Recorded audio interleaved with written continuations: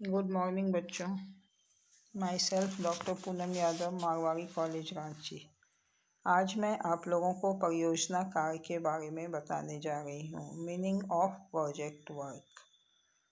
सर्वप्रथम परियोजना कार्य का अर्थ क्या है, उसके बाद परियोजना कार्य के सोपान या चरण, स्टेप्स ऑफ प्रोजेक्ट वर्क। परियोजना कार्य सामाजिक जीवन से संबंधित विषय का अध्ययन करने की एक व्यवस्थित रूपरेखा है। इसकी सहायता से किसी विशेष समूह एवं समुदाय की सामान्य विशेषताओं या समस्याओं को ज्ञात करना होता है। इसकी सहायता से विभिन्न समस्याओं की प्रकृति को समझकर उसके समाधान के उपाय खोजे जा सकते हैं। इस प्रकार परियोजना कार्य एक वैज्ञानिक प्रक्रिया है। इसके द्वारा समाज के किसी विशेष क्षेत्र, घटना या समस्या के विभिन्न पक्षों से संबंधित तथ्यों का संकलन किया जाता है या विषयों को जमा किया जाता है। इसके द्वारा घटना या समस्या की प्रकृति, नेचर, कारण एवं परिणाम की व्याख्या की जाती है। फिर इसके समाधान के लिए रचनात्मक कार्यक्रम प्रस्तुत किए जाते हैं। इसकी प्रकृति को निम्न विशेषताओं के आधार पर आप समझ सकती हैं। पहला, परियोजना कार्य का संबंध सामाजिक घटनाओं एवं समस्याओं से संबंधित तथ्यों से होता है। अधिकतर परियोजना कार्य समाज के किसी विशेष पक्ष से संबंधित पूर्ण जानकारी प्राप्त करने के लिए किए जाते हैं, जैसे रहन सहन की दशाएं, परिवार की संरचना, जन कल्याण एवं जनसंख्या की प्रकृति आदि।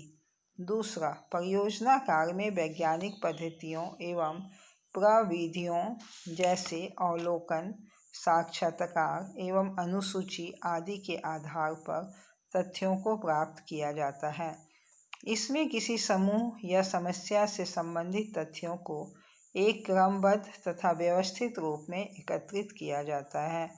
तीसरा, परियोजना कार्य का कार्यक्षेत्र मात्र तथ्यों का संकलन और विवेचना नहीं है, बल्कि इसके द्वारा समस्या के समाधान की रूपरेखा भी तैयार की जाती है।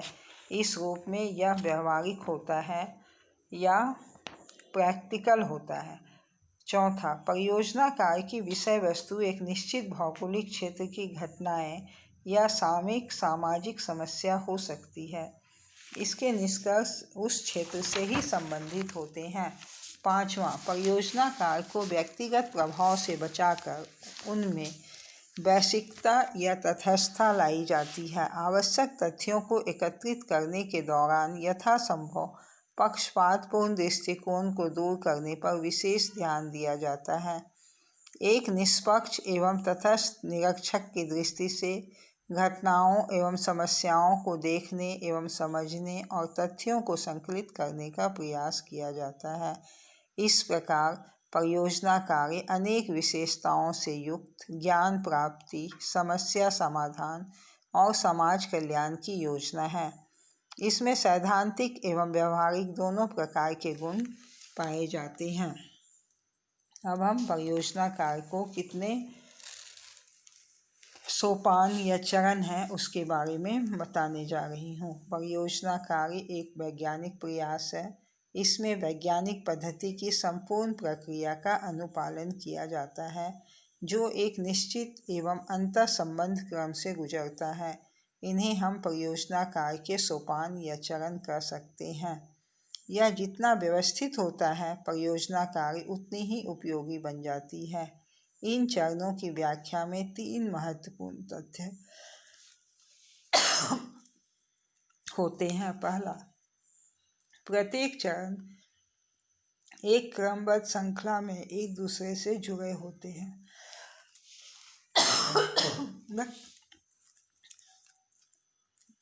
दूसरा, ये चरण मोटे तौर पर परियोजना की विस्तृत योजना प्रस्तुत करते हैं। प्रत्येक चरण स्वयं कई उप स्तरों में विभक्त किए जा सकते हैं, जो अंतर संबंधित होते हैं। इस तरह परियोजना कार्य के चरणों को निम्नांकित रूप से समझ सकते हैं। पहला, विषय या समस्या का चुनाव, सिलेक्शन ऑफ द सब्जेक्ट और प्रॉब्लम। परियोजना कार्य का प्रथम चरण विषय एवं समस्या के चुनाव से संबंधित है। विषय या समस्या ऐसा हो जिससे समुदाय के लोग महत्वपूर्ण समझते हों तथा जिसके बारे में संबंधित लोगों से सही तथ्य प्राप्त किए जा सके। इस विषय में समाजशास्त्री यंग ने विषय के चुनाव में इन आधारों को दर्शाया है। पहला, अध्ययनकर्ता का लक्ष्य एवं रुचि। दूसरा, परियोजना कार्य के लिए उपलब्ध आवश्यक सामग्री की मात्रा। तीसरा, सैद्धांतिक पृष्ठभूमि। और चौथा, अध्ययन विषय से संबंधित पिछले शोध कार्य। दूसरा, उद्देश्य का निर्धारण।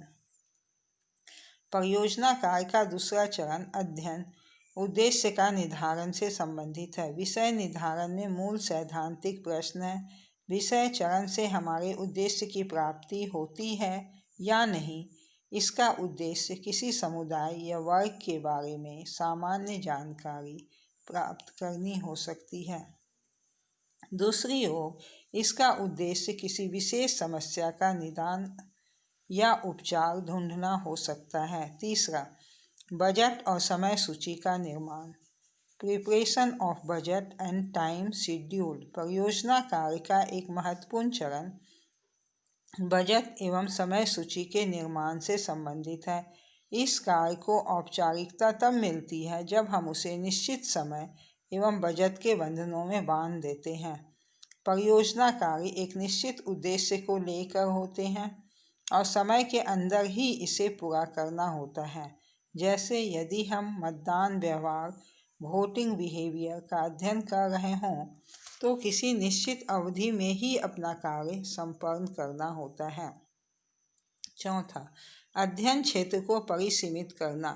Delimitation of the field of study. अध्ययन क्षेत्र को परिसीमित करना एक व्यावहारिक आवश्यकता है। किसी भी समस्या को सैद्धांतिक ओर छोर नहीं होता है। ऐसी स्थिति में चुनी गई समस्या, उद्देश्य, अवधि तथा उपलब्ध साधनों के अंतर्गत ही हमें अध्ययन क्षेत्र को सीमित करना होता है। विषय से संबंधित जितनी जानकारी आवश्यक है उतनी ही हमें संचय करना है, अधिक नहीं, कम भी नहीं। अध्ययन क्षेत्र को परिसीमित नहीं करने से हम यूं ही उद्देश्य भटकते रहते हैं। पांचवा, अध्ययन पद्धति तथा उपकरणों का चुनाव। Selection of methods and preparation of study tools. परियोजना कार्य का एक महत्वपूर्ण चरण अध्ययन पद्धतियों तथा उपकरणों का चुनाव करना होता है।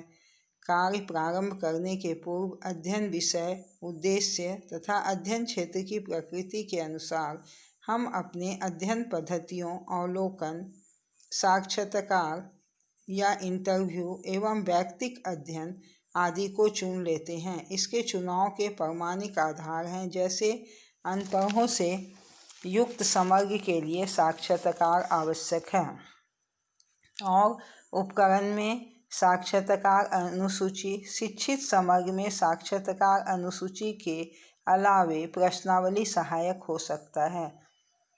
छठा, तथ्यों का संकलन, कलेक्शन ऑफ डाटा। इस चरण के साथ ही परियोजना कार्य प्रारंभ होता है। इसके अंतर्गत अध्ययनकर्ता एक निश्चित पद्धति के माध्यम से उपयुक्त एवं विश्वसनीय तथ्यों को संग्रहित करता है या जमा करता है। अध्ययनकर्ता के लिए यह आवश्यक है कि तथ्यों को उसी रूप में एकत्र किया जाए जिस रूप में वह है। साथ ही समस्या से जुड़ी जिन पक्षों की जानकारी लेनी है, सिर्फ उन्हीं से संबंधित तथ्यों को जमा किया जाए। सातवां, तथ्यों का वर्गीकरण एवं सारणीकरण, classification and tabulation of data. परियोजना कार्य का अगला चरण तथ्यों का वर्गीकरण एवं सारणीकरण से जुड़ा है। अध्ययनकर्ता तथ्यों को विभिन्न आधारों, समानता एवं असमानता, घटित होने की बारंबारता या बार बार घटना को दोहराना एवं प्रवृत्ति आदि पर वर्गीकृत करता है और सारणी के रूप में प्रस्तुत करता है। इससे तथ्यों का वह स्वरूप, उसकी प्रवृत्ति, क्रम स्पष्ट होती है तथा विभिन्न तथ्यों के पारस्परिक संबंध भी अर्थपूर्ण हो जाते हैं। 8वां, तथ्यों का विश्लेषण एवं सामान्यीकरण। परियोजना कार्य का महत्वपूर्ण चरण तथ्यों का अर्थपूर्ण विवेचन करना है। तथ्यों की प्रकृति पर पूर्ण रूप से प्रकाश डालना ही विश्लेषण करना है। इससे समग्र की जानकारी तो होती ही है, साथ ही जिस समस्या को लेकर हमने परियोजना कार्य प्रारंभ किया है उसका समाधान भी हमें मिल जाता है। निष्कर्षी अध्ययन का अपेक्षित लक्ष्य होता है। 9वां, प्रतिवेदन तथा उसका प्रकाशन, रिपोर्ट एंड इट्स पब्लिकेशन। परियोजना कार्य का अंतिम चरण प्रतिवेदन तथा उसका प्रकाशन है। इससे हम प्रारंभ से अंत तक के परियोजना को प्रस्तुत करते हैं, विषय या समस्या से जुड़े तथ्यों को सामने रखते हैं, अपने निष्कर्षों से प्रतिवेदन को समाप्त करते हैं। फिर प्रतिवेदन का प्रकाशित होना अति आवश्यक है। इसी से समाज लाभान्वित हो पाता है। इस प्रकार परियोजना कार्य विभिन्न चरणों की एक क्रमबद्ध श्रृंखला है। यह एक व्यवस्थित, क्रमबद्ध एवं संगठित प्रक्रिया है जो कई अंतःनिर्भर चरणों से संपादित होता है। गुड बाय बच्चों, आज का लेक्चर मैं यही समाप्त करती हूँ।